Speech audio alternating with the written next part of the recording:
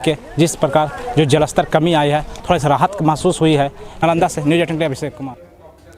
खगड़िया जिला प्रशासन ने बाढ़ प्रभावित इलाके में बाढ़ पीड़ितों की मदद के लिए बोट एम्बुलेंस सेवा की शुरुआत की है।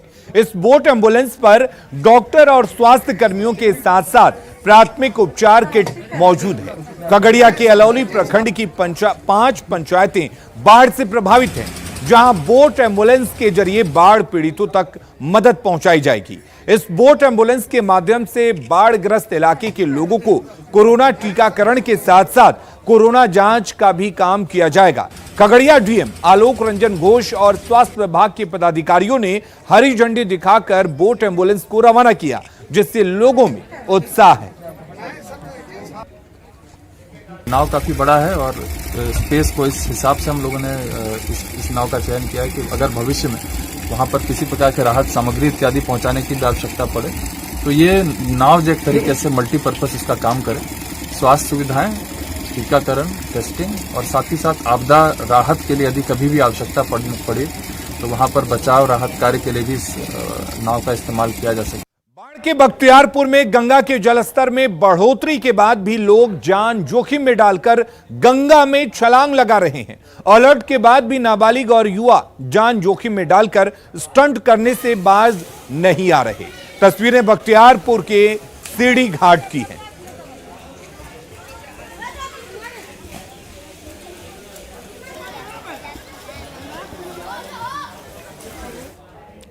और अब बात बिहार में स्वास्थ्य व्यवस्था के हाल की। बिहार में स्वास्थ्य व्यवस्था का क्या हाल है, इसकी हकीकत हम आपको दिखाते हैं। सहरसा सदर अस्पताल में एक बच्चे को इलाज के लिए अस्पताल लाया जाता है।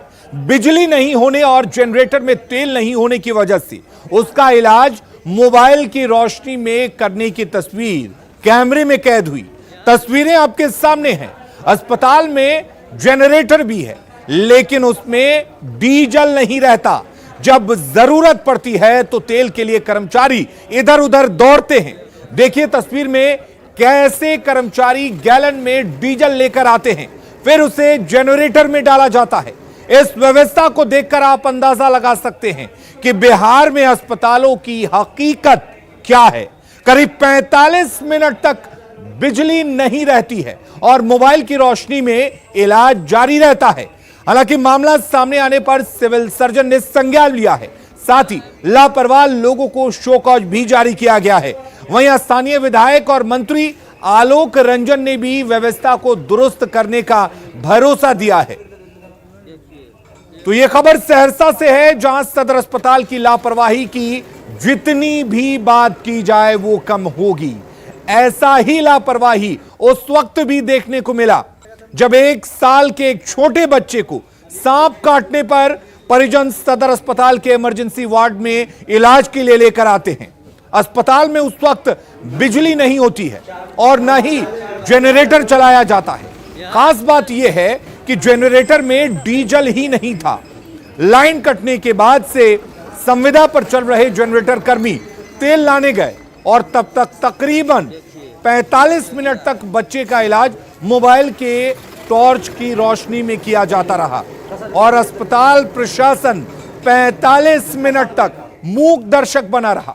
लापरवाही की एक एक तस्वीर हम आपको दिखा रहे हैं। पहली तस्वीर आप देखिए किस तरह से सदर अस्पताल में मोबाइल की रोशनी में 1 साल के बच्चे का इलाज जारी रहता है।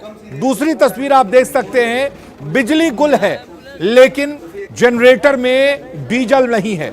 अस्पताल में जो जनरेटर चलाने वाले जिम्मेदार हैं वो डीजल के लिए इधर उधर भागते हैं।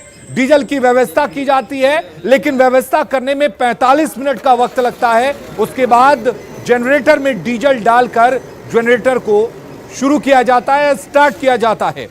डॉक्टर ये कह रहे हैं कि बच्चे की हालत गंभीर थी, क्योंकि बच्चे को सांप ने काटा था जिसका इलाज करना भी जरूरी है। वो कह रहे हैं कि टॉर्च की रोशनी पर जान बचाना पहले जरूरी है। बिल्कुल सही बात है, इलाज को प्राथमिकता दी जा रही है और दी भी जानी चाहिए। लेकिन सवाल यह है कि क्या सदर अस्पताल में टॉर्च की रोशनी पर इलाज करना सही है?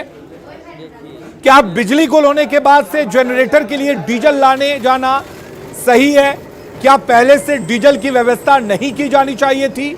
और अगर बिजली गुल होती है तो उस वक्त अस्पताल में जनरेटर क्यों नहीं चलाया जाता? ये तमाम ऐसे सवाल हैं। तो लाइट नहीं तो कैसे इलाज कर रहे हैं? लाइट नहीं अभी जस्ट कट है और आधे घंटे से हम लोग परेशान हैं इस बच्चे को। कोशिश कर रहे हैं इसको ABS एंटी जो मतलब स्नेक वेनम है वो दे रहे हैं और कोशिश कर रहे हैं बच्चे को बचाने की, लेकिन स्थिति बहुत हमारे अंडर कंट्रोल नहीं, फिर भी कोशिश कर रहे हैं। इसको 231 पे मिला है हमें। तो ये मोबाइल की रोशनी पे इलाज हो रहा है? जी बिल्कुल, मोबाइल की रोशनी में अभी मजबूरी में किया जा रहा है। पहले तो